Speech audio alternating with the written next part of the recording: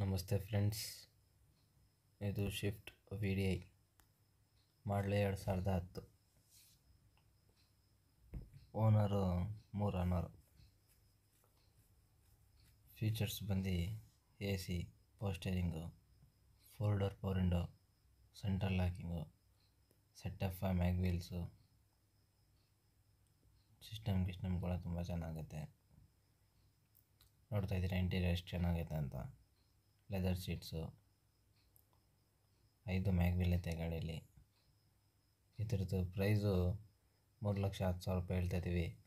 ನಮ್ಮ ಚಾನಲ್ ಕಡೆಯಿಂದ ಬಂದರೆ 2,95,000 final. Location Mysuru Shivanna circle